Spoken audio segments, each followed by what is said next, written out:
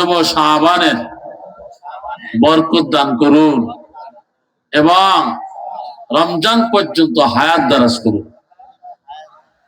অর্থটা ভালো না?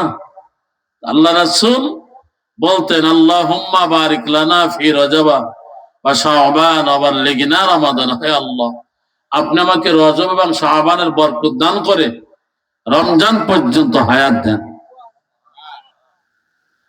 কোন কোন রাওয়াত আছে আল্লাহর রাসূল বলেন, যারা নাকি রজব মাসের শুরু থেকে দোয়াটা কন্টিনিউ আদায় করবে, আল্লাহ তাবারক ওয়া তাআলা বাকি 11 মাস হায়াত বাড়ায় দিবে। আপনি রজব মাসে বললেন আল্লাহুম্মা বারিক লানা ফি রজব ওয়া শাবান, রজব এবং শাবানের বরকত দান করেন, বললেন না? আবার শাবান মাসে দোয়াটা পড়লেন, আল্লাহুম্মা বারিক লানা ফি রজব ওয়া শাবান। রজব তো চলে গেছে, কিন্তু শাবানে দোয়া করতেছেন যে আল্লাহ আপনি আমাকে রজবের বরকত দান করুন। তো রজব আর আসেনি? আছে সামনে, সামনে আছে না? আবার সামনে আবার আগামী বছর রজব মাস আছে না নাই? তো আপনি শাবানে দোয়া করলেন, আল্লাহ আপনি রজবের বরকত দান করেন এবং রমজান পর্যন্ত হায়াত দেন। আল্লাহ তাআলা ইচ্ছে করলে 11 মাস হায়াত বাড়াই দিতে পারে না? পারে না বলেন? আল্লাহ রাসূল বলেন, হায়াত যদি ওই ব্যক্তির না থাকে, হায়াত নাই, দোয়া করতেছে কিন্তু হায়াত নাই, আল্লাহ তাআলা দুনিয়াতে রাখবেন না। আপনি রজবে দোয়া করলেন, শাবানে দোয়া করলেন, কিন্তু আল্লাহ আপনাকে দুনিয়াতে রাখবেন, আপনার হায়াতের মাপকাঠি শেষ। আল্লাহ রাসূল বলেন, আমার উম্মত উম্মতীদের মধ্যে যদি এই দোয়ার আমল চালু করে দেয়, আর যদি 3 মাসের মধ্যে মারা যায়, ওই ব্যক্তিকে আল্লাহ তাআলা বিনা হিসেবে জান্নাত দিয়ে দিবে। বিনা হিসেবে জান্নাত। তো দোয়াটা মুখস্থ করবেন তো? মুসলমান ভাইয়ের আমার, রজব মাসে কিছু নফল রোজা আছে না নাই? আছে না? ও ভাই দোস্ত বুজুর্গ, সামনে রমজান মাস, এই রোজাগুলি হলো ফরজ। ফরজ না? রমজানের রোজার এত ফজিলাত, নফলের রোজার এত ফজিলাত। আপনি যদি কাউকে একবার ইফতারি করান, আল্লাহ রাসূল বলেন কিয়ামতের ময়দানে জান্নাতের মধ্যে আল্লাহ তাবারক ওয়া তাআলা কুদরতি হাত দিয়ে খানা খাওয়ায় দিবে। আল্লাহ রাসূল বলেন, কোন ব্যক্তি যদি কোন রমজানের অথবা নফল রোজা রাখনেওয়ালা ব্যক্তিদের জন্য ইফতারির ব্যবস্থা করে দেয়, পানির ব্যবস্থা করে দেয়, শরবতের ব্যবস্থা করে দেয়, নফল রোজা রাখছে রজব মাসে, শাবান মাসে রাখছে, এই নফল রোজার জন্য যদি কোনো ব্যক্তি তার জন্য খাদ্য খাবারের ব্যবস্থা করে দেয়, অভাবী ব্যক্তিকে এবং গরিব ব্যক্তিদেরকে আপনার ইফতারির ব্যবস্থা করে দেয়, আল্লাহর রাসূল বলেন কিয়ামতের ময়দানে মুসিবতের দিনে ওই ব্যক্তির জন্য আল্লাহ তাআলা একটা বালাখানা তৈরি করে রাখবে। মারা যাবে, বালাখানা চলে যাবে। তো আমার এই প্রসঙ্গে আজকে আলোচনা না, তারপরে যখন উঠছে কথাটা শেষ করে দেই। আল্লাহর এক বান্দা মারাত্মক গরিব, কিন্তু 2 ছেলে 2 মেয়ে, বিবি এবং তিনি 6, এবং তার মা বেঁচে আছে, 75 বছর বয়স। কয় বছর বলেন? এই অনেকের মা আছে না 75-80 হয়ে গেছে, আছে না? বিরক্ত হবেন না, কারণ মা বাবা যদি দুনিয়াতে বেঁচে থাকে বিরক্ত হইবেন না। এতে কত বড় ফজিলাতপূর্ণ, এবং আপনার ঘরে জান্নাত এখনো ঘোরাফেরা করে। যাদের মা বেঁচে আছে, আব্বা বেঁচে আছে, আপনার মা বাবা যতদিন বেঁচে থাকবে আপনার ঘরের মধ্যে জান্নাত ততদিন থাকবে। মারা যাবে তো জান্নাতের দরজাটা বন্ধ হয়ে যাবে। কারণ আল্লাহ রাসূল বলেছেন, আব্বা আম্মা হলো জান্নাত জাহান্নাম। ভালো ব্যবহার করবেন জান্নাতে চলে যাবেন, ভালো ব্যবহার করবেন না জাহান্নামে যাবেন। আপনি যে পীরের মুরিদ হন, আর যত বড় দানওয়ালা ব্যক্তি হন, আর যত বড় এতিমদের ভালোবাসেন, মসজিদ মাদ্রাসা করেন, কিন্তু আব্বা আম্মা যদি বেজার থাকে, আপনার কোনো আমল 4 পয়সার কোনো দাম নেই। এটা আমার কথা না, আল্লাহ এবং আল্লাহ রাসূলের কথা। ঠিক না বেঠিক জোরে বলেন? মুসলমান ভাইয়ার আমার, আল্লাহর বান্দা গরিব গরিব, দিন আনে দিন খায়। আগে এরকম অভাবী লোক ছিল কি ছিল না বলে? এখন তো টাকার অভাব নাই, বিল্ডিং এর অভাব নাই। আমি যখন আপনাদের দেশে শুরু লগ্নে আসি, কয়টা বিল্ডিং ছিল বলে? কয়েকটা বিল্ডিং ছিল, তাও সামনে দিয়ে গাতা, পিছনে সব টিনের বেড়া। হাতে গোনা ছাদওয়ালা বিল্ডিং হয়তো 2, 4, 10টা ছিল সারা ইউনিয়নের মধ্যে। এখন আল্লাহ তাআলা আপনাদের এত ধন দিছে, এত সম্পদ দিছে, প্রত্যেকটা মহল্লায় মহল্লায়, গ্রামে গ্রামে 2, 4, 20, 50টা 2 তলা 3 তলাওয়ালা বিল্ডিং আল্লাহ তাআলা দিয়ে দিছে। কিন্তু যখন অভাবে ছিলেন, এই যারা মুরব্বী আছে এরা জানে, একদিন আনছে তো 3 দিন না খায় রয়েছে, একদিন আনছে তো 2 দিন আনতে পারে নাই। আব্বা আম্মা না খায় না খায় আপনাকে আমাকে মানুষ করছে, যে আমরা কষ্ট করি করি, কিন্তু আবার বাচ্চাগুলোর মুখে যেন খাবার দেয়। ঠিক না বেরিক জোরে বলেন? আল্লাহর বান্দা গরিব মানুষ,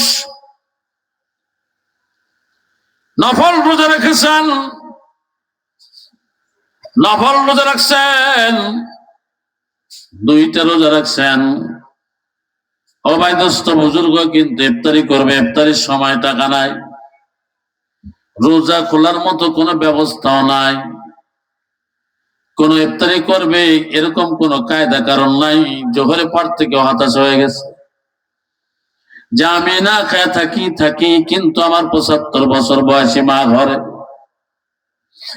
আমার মা রোজা, আমার ছেলে মেয়ে 4 জন রোজা, আমার বিবিও রোজা, কিন্তু আমি না খেয়ে থাকলাম, আমার বিবি না খেয়ে থাকলো থাকুক, কিন্তু আমার মায়ের সামনে যদি ইফতারি না দিতে পারি, আমার বাচ্চাদের মুখে যদি ইফতারি না দিতে পারি গো,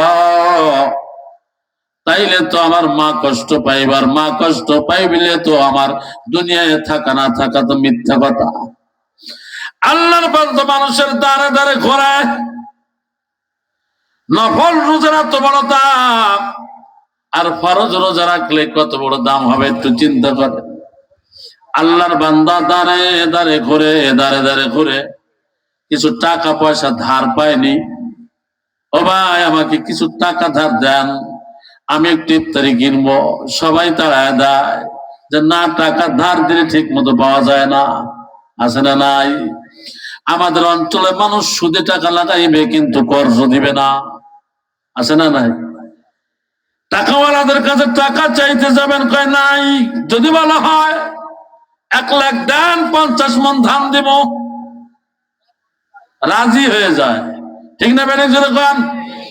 কিন্তু যদি বলা হয় আমার বিবি হাসপাতালে, আমার বাচ্চার অসুবিধা, আমার নিজের সমস্যা, ও ভাই আমাকে 20,000 টাকা দাও 1 মাসের জন্য, কর্জে হাসারা দেয় না। কিন্তু একই লোকের কাছে যদি সুদের জন্য টাকা চাইতে যাওয়া হয়, ওই একই লোক কিন্তু ঘরের ভিতর থেকে টাকার বান্ডিল বের করে দেয়। আছে না নাই? ও ভাই দুষ্ট বুজুর্গ, 1 টাকা সুদ খাইলে তো আল্লাহর রাসূল বলেন কমপক্ষে 36টা গুনাহ হবে। 36টা গুনার মধ্যে সর্বনিম্ন গুনাহ হলো নিজের মায়ের সঙ্গে 70 বার জিনা করার অপরাধ।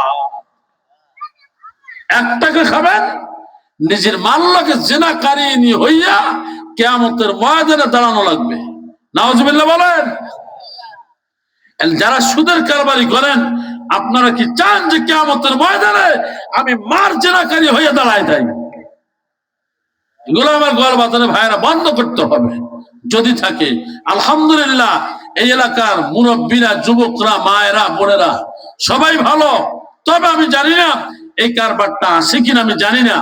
যদি থেকে থাকে, ও মা, ও বোন, ও ভাই, ও মুরব্বী, আপনার পা 2খান দেন।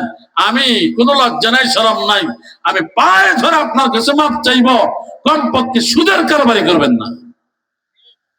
সুদ খাবেন, তসবিহ করবেন, সেজদা দিবেন, তাহাজ্জুদ পড়বেন, নফল পড়বেন, 1 পয়সার দাম নাই। কারণ কিয়ামতের ময়দানে আপনি মায়ের জিনাকারী হয়ে দাঁড়াবেন। নাউজুবিল্লাহ বলেন। মুসলমান ভাইয়ের আমার, প্রসঙ্গ আমার এটা না, চলে গেল অন্যদিক। ভাই দোস্ত বুজুর্গ, কান লাগান শোনো। আল্লাহর বান্দা যেই দরবারে যায় সবাই ফিরে দেয়, যাও যাও নাই। ওই বেচারা কি করবে? আসরের পরে মুখটা বেজার, চোখের পানি ছেড়ে দিয়ে কান্দের হাটের বলা, আল্লাহ গরিব বানাইছো তুমি। আমার মায়ের বয়স 75, নফল রোজা রাখছে, আমার মা কেমনে ইফতারি করবে? আমার কোনো কর্ম দাও নাই, আমাকে টাকা পয়সা দাও নাই। ও মালিক, গ্রামে যাদেরকে টাকা দিছ রে, কেউ তো আমাকে টাকা দিল না, আমি কি দিয়ে ইফতারি কিনবো? আমার মার মুখে কি ইফতারি দিব? আমার বাচ্চাদের মুখে কি ইফতারি দিব? মালিক কাঁদতেছে আর হাঁটতেছে, কাঁদতেছে আর হাঁটতেছে। হাঁটতে হাঁটতে হঠাৎ করে একজন ইহুদির সঙ্গে দেখা। ইহুদি ডাক দিয়ে বলে, মুসলমান ভাই আপনি কাঁদেন কেন? তোমার কাছে কইলে কি লাভ? মুসলমানের দরজার কাছে গিয়ে গিয়ে বললাম, কোনো লাভ হইল না। সবার কাছে গিয়ে গিয়ে বললাম, কোনো লাভ নাই, লাভ হয় নাই। এখন তোমার কাছে বললাম আর কি হইব? তুমি তো বিধর্মী একজন মানুষ। ইহুদি কয়, আপনি আমাকে ছোট করেন না, আপনি বলেন দেখি সমস্যার সমাধান করা যায়নি। আল্লাহর বান্দা বলেন, ও ভাই, মুসলমান ভাইদের দরজার কাছে গেলাম, দাঁড়ে দাঁড়ে গেলাম, আমাকে সবাই সেই দূর দূর করে তাড়ায় দিল, আমাকে কেউ সাহায্য করলো না। আপনি আমাকে কি সাহায্য করবেন? ও ভাই, আমার ঘরে সবাই নফল রোজা দান, নফল রোজা রাখছে। আমার মা 75 বছর বয়স, আমার বাচ্চাগুলি রাখছে, আমি আমার স্ত্রী। কিন্তু ইফতারের সামনে, ইফতারের সময় হয়ে গেল রে, আমি কি দিয়ে ইফতারি করবো? আর আজকে রাত্রে কি দিয়ে সেহরি খাবো? আগামীকালকে রোজা, 2 রোজা রাখবো। কিন্তু এখন আর প্রথম রোজার ইফতারি ব্যবস্থা নাই, আগামীকালকে রোজারও সেহরি খাবো সেই ব্যবস্থা নাই। আপনার কাছে কইলে কি হইবে? ইহুদের পকেটে কিছু টাকা ছিল, টাকাগুলা ধরে কয়, ভাই নেন, এই টাকাগুলো আপনাকে দিলাম, আপনি সেহরির জন্য বাজার করেন, ইফতারি কিনেন। আপনি না ইহুদি? ভাই আপনি পারলে আমাকে দিয়ে দিয়েন, না পারলে দাবি নাই। আগে যান বাঁচান, আগে মায়ের সামনে ইফতারি দেন, আগে বাচ্চাদের মুখে ইফতারি দেন, আমার পকেটে যা আছে তাই দিলাম। গোয়াল বাতানের মুসলমান বাপ জানলো, আমার চোখের পানি ছেড়ে দিয়ে কাঁদবে ভাই, চোখের পানি বড় দাম রে। কখন যেন আমার আপনার মরণের ঘন্টা বেজে যায়, কোন সময় যেন মালাকুল মউত আজরাইল আলাইহিস সালাম ডাক দেয়। হায়াতের কোনো গ্যারান্টি নাই, কোনো গ্যারান্টি নেই, আছে নাকি বলেন? কোনো গ্যারান্টি নাই। এই জন্য অপরাধ ছাড়ি, নেকের কাজ করি, টিভির দোকান ছাড়ি, মসজিদ ধরি, ভালো কাজ করি, গুনার পথ ছাড়ি। ও মুসলমান, আল্লাহকে ডাকি, নবীর পথে চলি, কবরের কথা স্মরণ করি। এমন হালাতে যদি আমার আপনার মরণটা হয়ে যায়, আল্লাহর রাসূল বলেন, আল্লাহর ভয় যারা গুনাহ ছেড়ে দিল, আল্লাহর ভয় যারা টিভি আপনার নাচ গান ছেড়ে দিল, অপরাধ ছেড়ে দিল, সুদ ঘুষ ছেড়ে দিল, জেনা ছেড়ে দিল, আল্লাহর ভয় যখন ছেড়ে দিছে, ছাড়ার নিয়ত করছে, আর গুনাহ করব না, আর টিভি বিসিআর দেখবো না, আর নাচ গান দেখবো না, আর সুদ খাবো না, আর অপরাধ করবো না, আর মিথ্যা বলবো না, চগলখড়ি করবো না, এই নিয়তটা শুধু করছে। নিয়তটা করার সাথে সাথে আমার উম্মতটা মারা গেছে। মালাকুল মউত আজরাইল আলাইহিস সালাম আসিয়া তাকে ধরে নিয়ে গেছে, তার রূহটা নিয়ে গেছে। আল্লাহর রাসূল বলেন, আমার উম্মত তো নিয়ত করছে, তো মালিক কবুল করে ফেলছে। আমার মালিক কবুল করে ফেলছে, তো আমার ওই উম্মতের জীবনের গুনাহ মাফ কইরা 8টা জান্নাতের মালিক বানায় দিছে।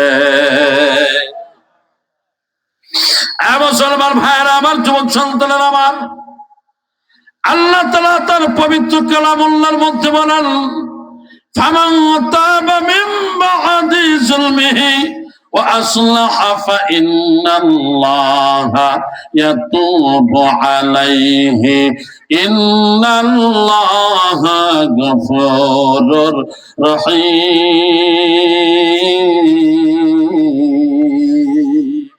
গুনাহ করছো, অন্যায় করছো, জুলুম করছো, আল্লাহর কাছে মাপ চাইবা। মাপ চাইবা তো আল্লাহ বলেন, আমার নাম গফফার, আমার নাম রহমান। আমার বান্দা, আমার বান্দি আমাকে বলবে আল্লাহর গুনাহ করব না, অনেক করে ফেলছি, আল্লাহর অপরাধ করব না, অনেক করে ফেলছি, আর মিথ্যা বলবো না, অনেক বলে ফেলছি, আর সুদ খাবো না, অনেক খেয়ে ফেলছি। ও মালিক, আপনি আমাকে মাফ করিয়া দেন, ক্ষমা করিয়া দেন। আপনি বলছেন তো চোখের পানিটা পড়ছে তো, নাকের ডগার সামনে আসছে তো। আল্লাহ বলেন, আমার অপর নাম হলো গফফার। আমার বান্দা যখন আমাকে ডাক দিছে, আমি আল্লাহ খুশি হইয়া আমার বান্দা বান্দির জীবনের গুনাহগুলি মাফ কইরা নিষ্পাপ বানায় দিলাম। মুসলমান বাপ জানলা আমার, ইহুদি বলতেছেন, ভাই নিয়ে যান, পারলে দিয়ে, না পারলে নাই। সুবহানাল্লাহ কোন। এই জন্য কোন এলাকায় যদি হিন্দুরা থাকে, খবরদার তাদেরকে ছোট করে কোনো কথা বলবেন না। রাজি আছে? অনেক মুসলমানরা তাদেরকে ছোট করে কথা বলে, এই চালাল বলে, কি বলে না, এই ধরনের শব্দ ব্যবহার করবেন না। ওনাদেরকে মালিক বানাইছেন, আমাকেও মালিক বানাইছেন, আপনাকে ওই একই মালিক বানাইছেন। বিচার আচার যা কিছু করবার ওই মালিক করবে। আপনি কোন ধর্ম ভাইকে, আমার আপনার ধর্মের থেকে যারা বাহিরে থাকে, এদেরকে কখনো ছোট করে কথা বলবেন না। ওরাও যদি কষ্ট পায় তো আপনার আমলনামায় গুনাহে কবিরা লেখা হবে।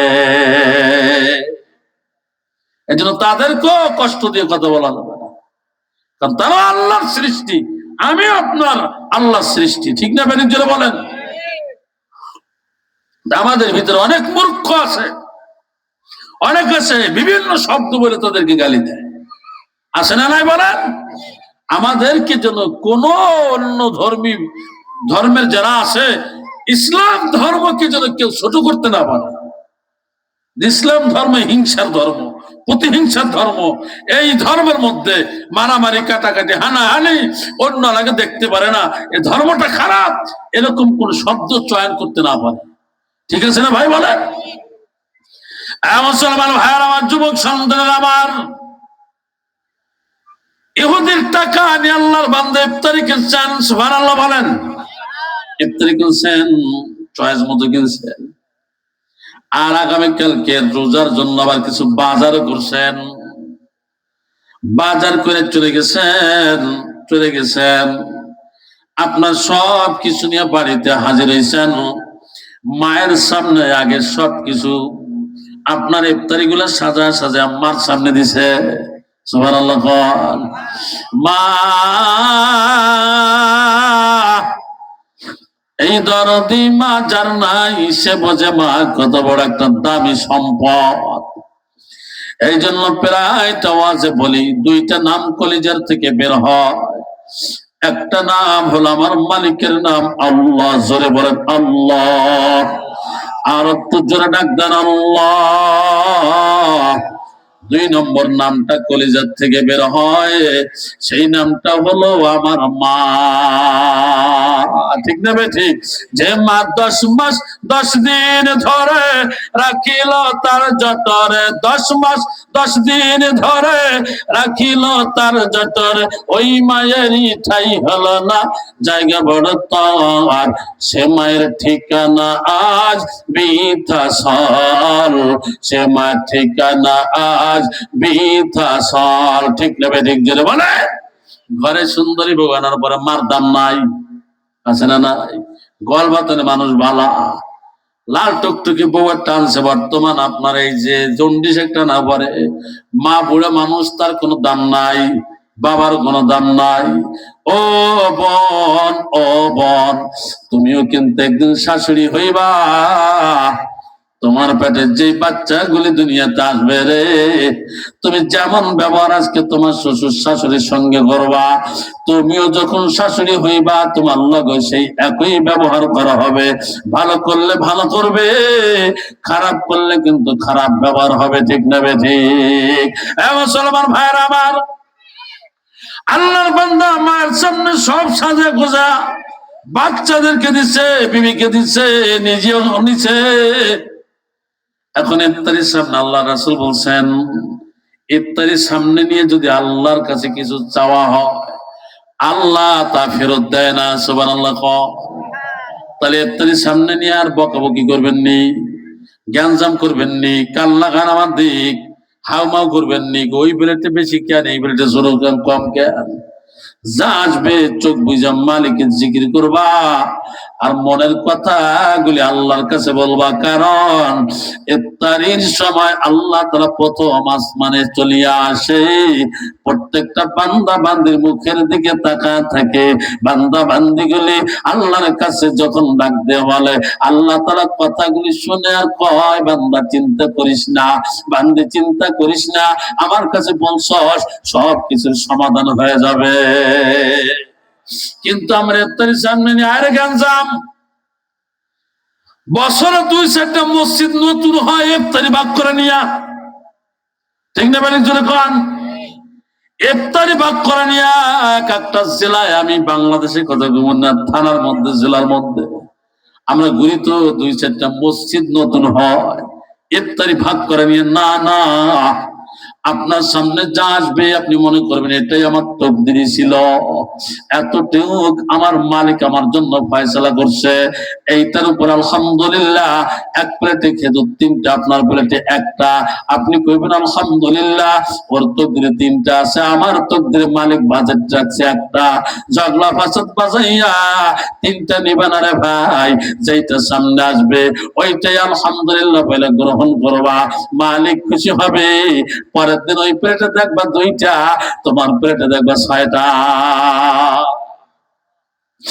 মুসলমান ভাইরা আমার, আল্লাহর বান্দি ইফতারের সামনে বান্দা এবং বাচ্চাগুলো ইফতারের সামনে নিয়ে এই রজব মাসে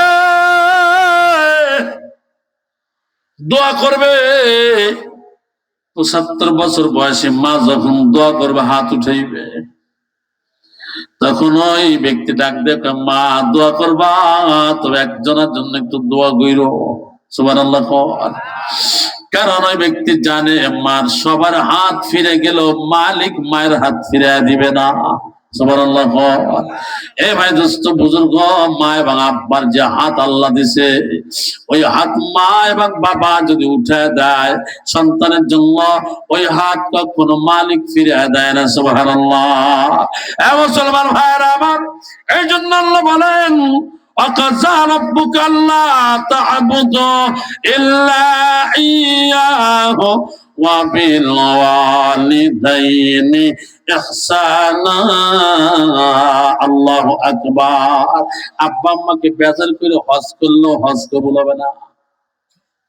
আল্লাহু আকবার বলেন। আপনার মা যদি বলে, বাবা এবছর হজে যাওয়ার দরকার নাই, যাইবেন না, মা কইছে আগামী বছর যাইবা, আগামী বছর যাইবে। সুবহানাল্লাহ। আপনার মা যদি বলে, বাবা আমার শরীরটা ভালো না, আমি একা একা হজ করবি, তো বিয়ে কইরে তারপর আমার কাছে একটা বৌমা দিয়া তারপর হজে যা। মার কথা শুনবেন, আব্বার কথা শুনবেন, কারণ আব্বা এবং মা হইল মক্কা মদিনা। সুবহানাল্লাহ। জাকারিয়া রাহমাতুল্লাহ আলাইহি তার কুতুবাতের মধ্যে লেখেন, আল্লাহর এক বান্দা যুবক, অনেক ধনী ব্যক্তি, অনেক টাকা পয়সার মালিক। তৎকালীন সময় আল্লাহর বান্দা যুবক বারবার বলে, মা আমি একটু হজে যাই, আমি একটু হজে যাই। ডাকতে আব্বু আগামী বছর যাইও, আবার পরের বছর কয়, মা এবছর যাই, না এবছর না আগামী বছর। এরকম করতে করতে করতে যখন 4-5 বছর হয়ে গেল, তখন মা ডাক দেখে, আব্বুরে এবার হজে যাইবা? হ্যাঁ যাবো। তাহলে এবছর যাওয়ার দরকার নাই, আগামীতে যাইবা। একটা বিয়ে করো, সুন্দর একটা মেয়ে আনো। আল্লাহর বান্দা মার কথা শুনলেন, বিবাহ করলেন, বৌমা আনলেন। পরের বছর আবার বলতেছেন, মা এবার একটু হজে যাই। না ইনশাল্লাহ আগামী বছর মা বেটা বউ তিনজন এক লাগে মালিকের ঘর কাবা জিয়ারত করবো, সুবহানাল্লাহ। কিন্তু পোলায় মার কথা না শুনলে হজে গেছে গা। তো তুমি প্রত্যেক বছর পাওয়া যাইতে দাও না। মা তো কইছে ইনশাল্লাহ আগামী বছর তিনজন এক লগে হজে যাবো, সুবহানাল্লাহ। কিন্তু পোলায় না শুই নাই হজে রওনা দিছে। এখন মাতানের যুবক ভাইরা আমার, কান লাগার শোন, কার যেন দুনিয়াতে মানাই, কার যেন দুনিয়াতে আব্বা নাই, কার যেন মা দুনিয়াতে আছে রে, কার যেন বাবা দুনিয়াতে আছে রে। খবরদার খবরদার, কারো সঙ্গে খারাপ ব্যবহার করা যাবে না। এই যুবক কেন খারাপ ব্যবহার করবি? তোরা তো এই অঞ্চলে মানুষ, ইটালিতে যাও, সৌদি যাও, কাতার যাও, আব্বা মার লগে খারাপ ব্যবহার করে তুই ইটালিতে চলে গেলি ভাই, সৌদি চলে গেলি, কাতার চলে গেলি, মালয়েশিয়া, গ্রিস, স্পেন চলে গেলি। ও ভাই, তুই বিদেশে যাওয়ার পরে বাড়িতে আইসা তুই মারে আর নাও পাইতে পারস। এরকম ঘটনা ঘটে কি ঘটে না? কত জানাজা দিলাম, সন্তান ইটালির জমিনে মা মারা গেছে, আব্বা মারা গেছে। ওই দিন তুই যত কান্দোস আর যতই আসার চিন্তা ভাবনা করো, মার চেহারা মোবাইলে ছাড়া সরাসরি দেখা যাবে না, আব্বার চেহারা মোবাইলে ছাড়া সরাসরি দেখা যাইবে না। এমন জানাজা পড়ছি সন্তানে মোবাইল বন্ধ রেখে ফেলছে, কারণ বশত 2 দিন 3 দিন বন্ধ, নেটওয়ার্কে সমস্যা। কিন্তু এদিক দিয়ে মা মারা গেছে, 3 দিন পরে মোবাইল করছে, বিবিকে ডাক দেখে, ও বিবি আমার মার কাছে দাও। বিবি কান্দার কয়, ওরে স্বামী রে, তোমার মা তো আর দুনিয়াতে নেই, কবরে চলে গেছে। আমার মামার লগে কথা না বলে গেল। স্বামী 3 দিন পর্যন্ত তোমার মোবাইল বন্ধ, 3 দিনের মধ্যে তোমার মা কবরে চলে গেছে, আর কথা বলার সুযোগ পাইলা না। এই জন্য যুবক, ও আমার সোনার ছেলেরা, ও আমার আদরের ছেলেরা, ও আমার বাবুজানেরা, হাতে ধরি পায়ে পড়ি, আব্বা আম্মার লগে বেয়াদবি করা যাবে না। আল্লাহর বান্দা হজে চলে গেছে, পয়েন্ট কিন্তু একটা রেখে গেলাম, মনে রাখছেন। আল্লাহর বান্দা হজে চলে গেছে, মা নিষেধ করছে, তারপরে হজে গেছে, চলে গেছে। আপনার আগের দিনের মানুষ তো হাইটা অথবা লঞ্চে হজে যাইতো, ঠিক না বেরিক জোরে ঘর, বিমানও ছিল না, এত টাকারও গরম ছিল না, হাইটা হাইটা হজে যাইত, তাম্বু গাড়তো, জিরাইতো, 3 মাস লাগতো, 5 মাস লাগতো, এরকম 1 মাস লাগতো, 1.5 মাস লাগতো। লঞ্চে আপনার এবং হাইটা যাইতে যাইতে অনেক টাইম লাগতো। আল্লাহর বান্দা যুবক হাইটা যাইতে যাইতে রাত হয়ে যায়, এক জায়গায় জিরায়, এক জায়গায় বিশ্রামে নেয়। ঘটনাক্রমে আল্লাহর বান্দা এক মসজিদে আশ্রয় নিলেন। ওই গ্রামে ডাকাত পড়ছে, ডাকাতের দল আপনার গ্রামের মধ্যে ঢুকছে বাড়ি ঘর ডাকাতি করার জন্য। এলাকার মানুষ চতুর্দিক দিয়ে আপনার ডাকাতকে ধাওয়া দিছে, দাবড় মারছেন, সবাই যার যার সরে সরে গেছে, আর ধরতে পারে নাই। একদল যুবক ডাক দিয়ে কয়, ডাকাত তো মসজিদের মধ্যে ঢুকতে পারে, ডাকাতের তো কোনো ধর্ম নাই, ওরা তো মসজিদে ঢুকতে পারে। ওই যুবকেরা মসজিদের মধ্যে ঢুকছে, ঢুকে দেখে হ্যাঁ একজন ব্যক্তি নামাজে দাঁড়ায় আছে। আসলে তো ডাকাত না, ঠিক না বেঠিক জোরে কর, ডাকাত না, ডাকাত না। যুবকরা ওই অবস্থায় মারধর শুরু করছে। এ ডাকাত, ডাকাতি করতে এসে ধরা পড়তে, ধরা পড়বা সেই ভয়তে মসজিদে এসে নামাজে দাঁড়াইছ, সুফিগিরি কালার লাগবে না। মারধর শুরু করছে, বারবার ডাক দেব, আমি ডাকাত না, আমি হজে যাব, আমি হজে যাব, আমি ডাকাত না। কোনো কথা শুনে না। এক পর্যায়ে যুবকের 2টা চোখ আঙ্গুল ঢুকাই দিয়ে উঠে ফেললো। আল্লাহর বান্দা গড়াগড়ি খায়। এলাকার মানুষ আপনার আল্লাহর বান্দার অবস্থা দেখা, কান্দন দেখা কিছু চিকিৎসা করা হলো। আল্লাহর বান্দা মসজিদের বারান্দায় গড়াগড়ি খায় আর আল্লাহ বুঝতে পারছি রে, মা হজে যাইতে নিষেধ করছে, মাকে না বলে আমি হজে রওনা দিচ্ছি, তুমি বেজা। তুমি আমাকে হজে যাইতে দিবা না, আমাকে তোমার ঘর জিয়ারত করতে দিবে না। আমি বুঝতে পারছি মা কষ্ট পাইছে, তো তুমিও কষ্ট পায় ফেলছ। আল্লাহর বান্দা 1 মাস 2 মাস 3 মাস চিকিৎসা নিয়ে একটু সুস্থ হইলেন, গ্রামে গ্রামে ভিক্ষা চায় আর খাবার খায়। 1 বছর যায়, 2 বছর যায়, 3 বছর অতিবাহিত হয়ে গেল, মাও সন্তানকে পায় না, সন্তানও বাড়িতে আসে না। কিন্তু আস্তে আস্তে যেই এলাকায় ঢোকে, প্রত্যেক এলাকায় আপনার আপনার সংবাদ ছড়া যায় যে এলাকার মধ্যে কানা ডাকাত ঢুকছে, অন্ধ ডাকাত ঢুকছে, রাত্রে কেউ দরজা খোলা রাখবা না, কেউ ঢুকতে দিবা না, থাকতে দিবা না। এরকম ঘুরতে ঘুরতে ঘুরতে ঘুরতে আল্লাহর বান্দা সন্ধ্যার পর পর নিজস্ব গ্রামের মধ্যে ঢুকে পড়ছে। আল্লাহু আকবার বলেন। চুল বড়, মোজ বড়, দাড়িও বড়, কেউ চেনার উপায় নাই। তবে সবাই বলে এই যে সেই অন্ধ ডাকাত, ওই যে ধরা পড়ছিল, এই যে সেই ডাকাত। যুবক ভাইরা আমার, আল্লাহর বান্দা রাত্রে ঘুরতে ঘুরতে আপন চাচির দরজায় যায়, আপন চাচার দরজায় গিয়ে ডাক দেয়, কাকারে দরজা খোলেন।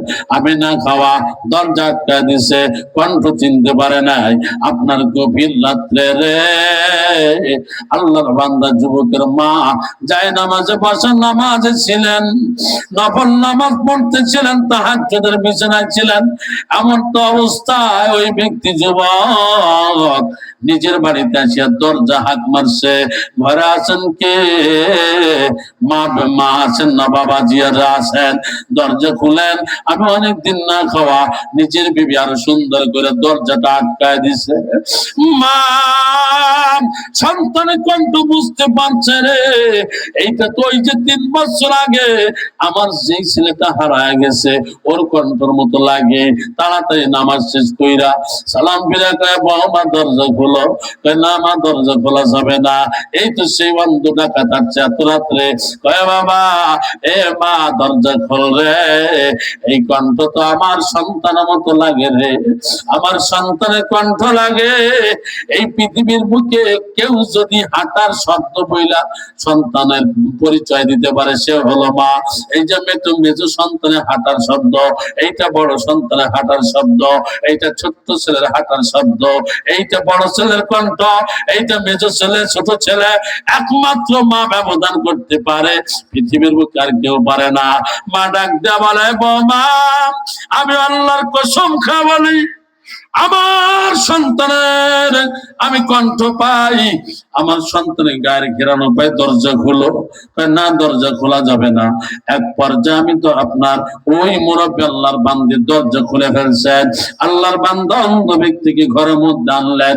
বউ তো চেনে না, মোজ বড়, আপনার চুল বড়, দাড়ি বড়, কিন্তু বৃদ্ধা মা কপাল থেকে চুলটা সরাইয়া শুধু কপালের দিক তাকাইয়া জোরে ডাক দিয়ে কয়, আল্লাহ, এটা তো আমার সন্তান, এটা তার কারো সন্তান না।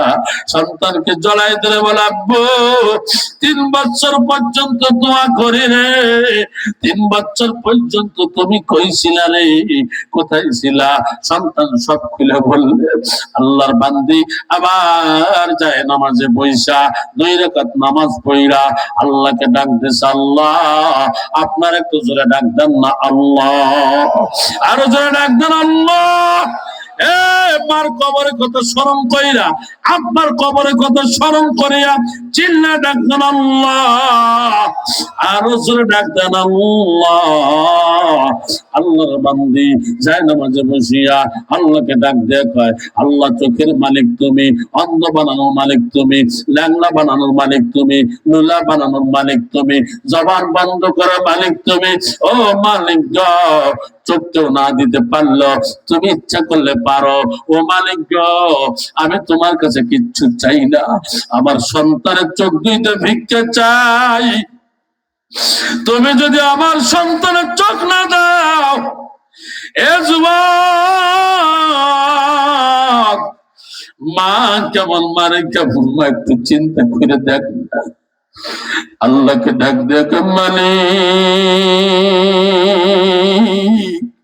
ও আমার দয়ার মালিক গো, তুমি যদি আমার সন্তানের চোখ ভালো করে না দাও, তাহলে আমি মা দুইটা চোখ কিন্তু নিজের আঙ্গুল দিয়ে টাইনে উঠে ফেলবো রে। তুমি আমার সন্তানের চোখ ভালো না করলে আমি কিন্তু আমার নিজের চোখ দুইটা নষ্ট করে দিব, কারণ আমার সন্তান দুনিয়া দেখবে না। আমি মা হইয়া দুনিয়া দেখতে চাই না, আমি দুনিয়া দেখব, আমার সন্তান দেখবে না। এইটা আমি হতে পারে না, এইটা আমি চাই না। ও মালিক, তুমি আমার সন্তানের চোখটা ভিক্ষা দাও, ভিক্ষা দাও। তুমি না বলছো মার হাত ফিরে দাও না?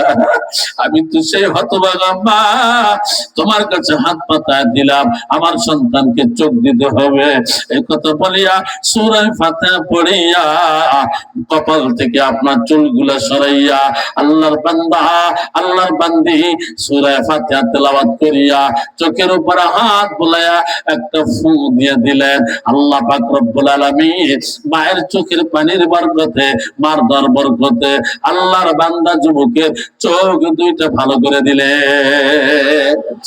যুবক সন্তানেরা আমার, যেই কথা বলতেছিলাম, রজব মাসে বরকতপূর্ণ মাস, আল্লাহর বান্দা মাকে ডাক দেখো, মা হাত উঠাইছো কেন? একটু দোয়া করতে হয় না? তুই কত কষ্ট করে ইফতারি আনছো। সুবহানাল্লাহ। ও মা, আজকে তোর মধ্যে একজনকে একটু সামিল করবা। কারে? পাশের গ্রামের অমুক ব্যক্তি, কই ওটা তুমি ইহুদি।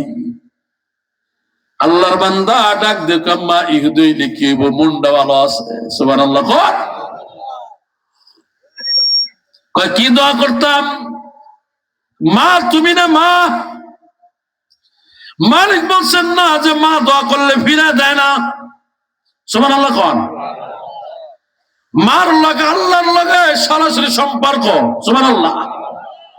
ভাই, ও ভাই, মা বাবা যাদের নাই, আপনাদের একটা রাস্তা বাতায় দিয়ে যায়, কমস কম প্রত্যেক শুক্রবার জুমার পরে আব্বা আম্মার কবরের কাছে যাইবেন। রাজি আছে? আমার মতো মৌলবী ডজনকে ডজন ভাড়া করে দোয়া করাইলেন, কামাইতেও পারে নাও পারে, কিন্তু আপনি না সন্তান, আপনি কবরের কাছে গিয়ে যদি খালি এতটুকু বলেন, আল্লাহ এই জায়গা তোমার মা ঘুমানো, আল্লাহ এই মাটির নিচে তোমার আব্বা ঘুমানো। যুবক আমি বাইজি যেখানে বয়ান করে, আমার কিন্তু আব্বা নাই, মা দুনিয়াতে আছে। এই মা যখন চলে যাবে, এখন গভীর রাত্রে, অনেক রাত্রে মাহফিল করে বাড়ি যাই, দরজার সামনে গিয়ে কিন্তু একটা শব্দ উচ্চারণ করতে পারি, মা দরজা খোলো।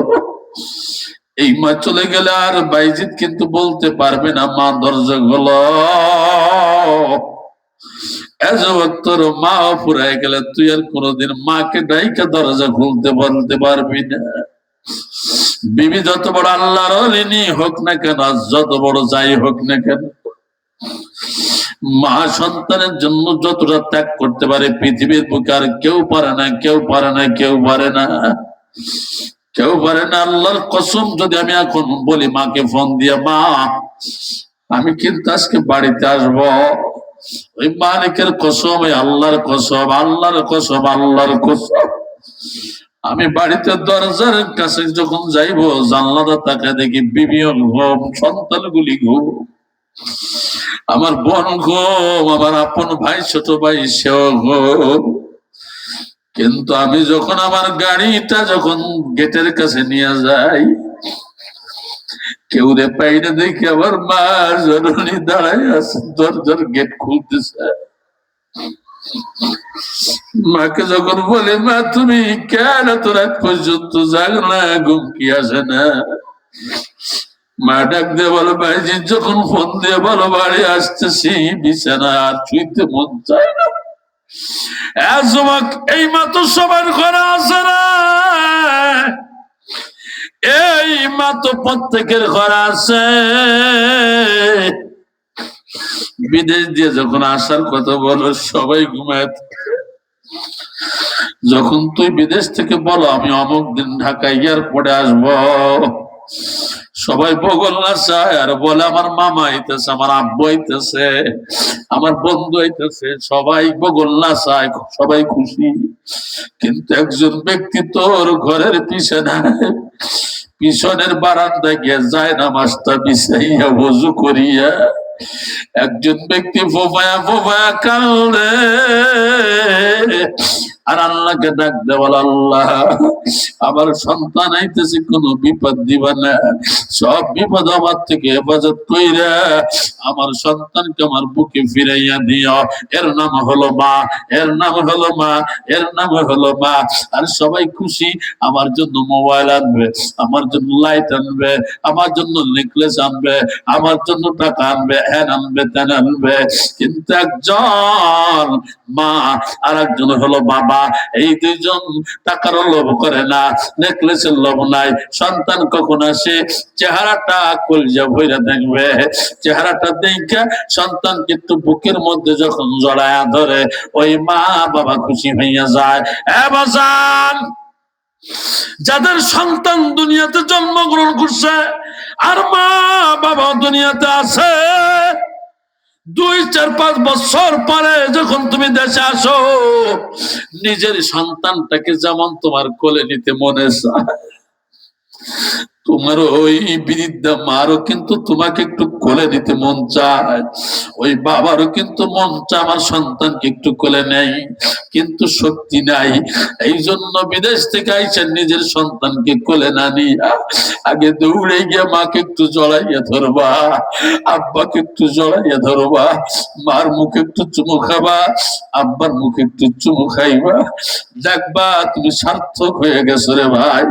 তুমিও যখন বুড়ো হইয়া যাবা, তোমার বাচ্চাগুলো তোমার কপালে চুমু খাইবে। যাই হোক, সময় আপনি লম্বা করবো না। আমি যে আয়াতে কারিমা তেলাওয়াত করছিলাম ওই আয়াতের দিকে না যাইয়া ভাই এই লাইনে গেছি ভাই, মা বাবা কিন্তু বড় দামি। আল্লাহর বান্দা ডাক দেয়া বলে, ও মা, একজন ব্যক্তিকে একটু মুনাজাতের মধ্যে শরীক করে নাও, যিনি আমাদেরকে ইফতারি করার ব্যবস্থা করছে, যিনি আমাদেরকে টাকা দিয়েছে বাজার করবার জন্য। উনি না ইহুদি? মা ইহুদি হইলে কি হইবে, ওনার মনটা ভালো আছে। আপনি না মা দোয়া করলে না মালিক শুনবে। আল্লাহর কাছে একটু দোয়া করেন, আল্লাহ যেন ওনাকে উত্তম ফয়সালা দেয় এবং হেদায়েত দিয়ে দেয়। ও মুসলমান, ইফতারির সময় যখন আপনার ইফতারি করবে এমন টাইমে মা হাতটা বলেন, মালিক আমাকে যেই ব্যক্তি ইফতারি ব্যবস্থা করছে, এই নফল রোজার ইফতারি ফয়সালা করছে, ও রব্বে কারীম গো, তুমি ওই ব্যক্তিকে মুসলমান বানায় দাও। সুবহানাল্লাহ। ওই ব্যক্তিকে উত্তম ফয়সালা দাও, ওই ব্যক্তিকে জান্নাতের মালিকানা বানায় দাও। সুবহানাল্লাহ। আল্লাহর বান্দি দোয়া করছেন, আজান দিয়ে দিয়েছে, ইফতারি করতেছে। আল্লাহর বান্দি এবং ওই বান্দাগুলি এবং বাচ্চাগুলি ইফতারি করলেন, নামাজ পড়লেন, আবার এসে পড়লেন, পয়রা আবার খানা খাইয়ে ঘুমাইলেন। ও ভাই দোস্ত বুজুর্গ, ওই যে কোটিপতির কাছে ওই ব্যক্তি টাকা ধার চাইতে গেছিল, গভীর রাতে স্বপ্নে দেখে রে কিয়ামত শুরু হয়ে গেছে। সুবহানাল্লাহ। ওই যে কোটিপতি স্বপ্নে দেখে কিয়ামত, কিয়ামত, সবাই দৌড়াদৌড়ি করে, ছোটাছুটি করে। আল্লাহু আকবার বলেন। ওই কোটিপতিও ছোটাছুটি করতেছে, দৌড়াদৌড়ি করতেছে। দৌড়াইতে দৌড়াইতে দৌড়াইতে দেখে সুন্দর একটা বালাখানা সাজানো। সুবহানাল্লাহ। সুন্দর একটা বালাখানা সাজানো। ওই বালাখানার সামনে একটা প্রহরী গেট দারোয়ান দাঁড়ানো। এত সুন্দর বালাখানা, এত সুন্দর একটা ঘর। ওই কোটিপতি বলতেছেন জীবনে এই ঘর দেখি নাই। প্রহরীর সামনে গিয়ে কই, কে ভাই এইটা ঘর কি ঘর? এটা একটা জান্নাত, একটা বালাখানা, একটা ঘর। সুবহানাল্লাহ বলে। ওই কোটিপতি বলেন, আমাকে ঢুকতে দাও। তোমার জন্য এই ঘরটা না, কার জন্য? আমি তো মহাবিপদে, এই যে জাহান্নাম শুরু হয়ে গেছে, আগুনের তাপ সহ্য করতে পারি না, আমাকে ঢুকতে দাও। প্রহরী ডাক দেয়া কই ঘরটা তোমার জন্য না। কার জন্য? ওই যে গরিব ব্যক্তি আমার গ্রামে তোমার অঞ্চলে, যেই গরিব ব্যক্তির জন্য, ইফতারের জন্য যেই ব্যক্তি আপনার টাকা দিছে, সেহরি খাওয়ার জন্য, বাজার করবার জন্য যেই ব্যক্তি টাকা দিছে, ওই ব্যক্তির জন্য মালিক বালাখানা বানায় দিছে। ঘুম ভাঙ্গে গেছে। সকালবেলায় কোটিপতি নামাজ পড়ে দৌড় মারছে গরিবের বাড়ি, এক ব্যাগ টাকা নিয়ে কয় ভাই এই ধর এক ব্যাগ টাকা, যত লাগে নে, যত লাগে নাও, যত লাগে নাও। আমার টাকা লাগতো না, আমার হাজাত পূরণ হয়ে গেছে। কে দিছে তোমাকে? অমুক দিচ্ছে, অমুক গ্রামের অমুক ভাই, ওই ইহুদি ভাই দিছে। ইহুদির টাকা নিছো? নিব না তো কি করবো, উনি দিছে, ওনার টাকা দিয়ে ইফতারি করলাম, সেহরি খাইলাম, আজকে রোজা, আবার ওনার টাকার ইফতারি দিয়া আজকে আমি ইফতারি দিয়ে ইফতারি করবো। সুবহানাল্লাহ। ওই ব্যক্তির কাছে যাও, তুমি নিবা না? কয় না, প্রয়োজন নাই। আল্লাহর বান্দা কোটিপতি দৌড় মারছে ইহুদির কাছে। সুবহানাল্লাহ। ইহুদিকে ডাক দিছে, ইহুদি ভাই অমুককে কত টাকা দিছ? কয় তোমার তো কি দরকার? এই যে ব্যাগ ভর্তি টাকা আনছি, যত লাগে নাও, সব রেখে দাও, দাবি নাই। ইহুদি মুসকি মুসকি হাসে আর কয় বালাখানা দেখছ, জান্নাতের ঘর দেখছ, আর টাকার ব্যাগ নিয়ে দৌড়ে আসছ। এবার ওই কোটিপতি ডাক দেয়া কয় ইহুদির বাচ্চা, তুই কেমনে আমার স্বপ্ন দেখলি? সুবহানাল্লাহ। ইহুদি চোখের পানি ছেড়ে দিয়ে ডাক দেয়া কয় এই মুসলমান ভাই কোটিপতি, আমাকে ইহুদির বাচ্চা কইবা না। কেন? তুই তো ইহুদি। আমি আর এখন ইহুদি নাই। সুবহানাল্লাহ। আমি আর ইহুদি নাই, মুসলমান হইলে কখন? মুসলমান ভাই, গভীর রাত্রে আমি যখন ঘুমায়াছিলাম, ঘুমের ঘরে নবী মুহাম্মদুর রাসূলুল্লাহ সাল্লাল্লাহু আলাইহি ওয়াসাল্লাম হাজির হইয়া আমাকে ডাক দিয়া কয় হাতখান বাড়া, আমার হাতের লগে লাগায়া দে। সুবহানাল্লাহ। আমার হাতের লগে হাত দে। আমি হাত লম্বা করে দিছি, আমার হাতটা ধরে আমাকে বলে পল্লা ইলাহা ইল্লাল্লাহু মুহাম্মাদুর রাসূলুল্লাহ। আল্লাহর নবী কয় এ ভাই, এ উম্মত, তুই আমার এখন থেকে উম্মত হয়ে গেলি। ওই যে অমুক গ্রামে তুই যে টাকা দিছস, ওই মা হাত উঁচু করে দোয়া করছে তোর জন্য। আমি নবী আর থাকতে পারি নাই, আমি তোকে কালিমা পড়াইয়া মুসলমান বানায় দিলাম রে, এবং জান্নাতের মালিকানা আমার মালিক বানায় দিছে। সুবহানাল্লাহ বলেন। এই রজব মাসের দাম আছে না নাই বলেন? চিল্লা বলেন আছে না নাই? এই জন্য সব সময় হর হামেশা হাঁটতে চলতে ঘুরতে ফিরতে শয়নে স্বপনে নামাজের পরে পড়বেন আল্লাহুম্মা, বলেন আল্লাহুম্মা বারিক লানা ফি রজবা ওয়া শাবান ওয়া বাল্লিগনা রমাদান। পড়েন আল্লাহুম্মা বারিক লানা ফি রজবা ওয়া শাবান রমাদান। আল্লাহ, আপনি আমাকে রজব এবং শাবানের বরকত দান করে রমজান পর্যন্ত হায়াত দিয়ে দেন। বলেন আমিন। আরো জোরে বলেন আমিন। আল্লাহ আমাদের সকলকে রমজান পর্যন্ত হায়াত দিক। বলেন আমিন। রোজা রাখবেন তো? রাখবেন তো ইনশাআল্লাহ? জোরে বলেন ইনশাআল্লাহ। হাত উঠে মালিককে দেখান, বলেন ইনশাআল্লাহ রোজা রাখবো। বলেন আল্লাহ। আরো জোরে বলেন আল্লাহ, আপনি আমাদের রমজান পর্যন্ত হায়াত দেন, আমরা সবাই রোজা রাখবো ইনশাআল্লাহ। আমি আপনাদের সম্মুখে যে আয়াতে কারিমা তেলাওয়াত করছিলাম, ওয়া ইয ক্বালা লুকমানু লিইবনিহি ওয়া হুয়া ইয়াইযুহু ইয়া বুনাইয়া লা তুশরিক বিল্লাহ ইন্না শিরকা লা যুলমুন আযীম। এ প্রসঙ্গে তো আলোচনার সময় নাই, তো 2-4 মিনিট প্রধান আলোচক আসার আগে বলি, এর মধ্যে একটা শব্দ আছে। লোকমান হাকিম তার সন্তানদেরকে বলতেছেন, খবরদার সন্তানেরা, ইবাদত বন্দেগী তো করবাই, কিন্তু আল্লাহর সঙ্গে কাউকে শরীক করবা না। আল্লাহর সঙ্গে কাউকে, আল্লাহর সঙ্গে শিরিক করা যাবে না। আরো জোরে বলেন, শিরিক করা যাবে। কারণ ইন্না শিরকা লাযুলমুন আযীম, শিরিক হলো কঠিন থেকে কঠিন অন্ধকারের পথ। আমরা কিন্তু মাঝে মাঝে শিরিক করে ফেলি। এবার যদি পাটের দাম না হইতো, বাঁচনের উপায় ছিল না। এবার যদি জমিনে ধান ভালো না হইতো, কি যে অবস্থা হইতো। হুজুর পোলাটা যদি ইটালি না থাকতো, তো আর বাঁচারই উপায় ছিল না। এরকম বলে কি বলে না বলেন? এটাও কিন্তু শিরিক।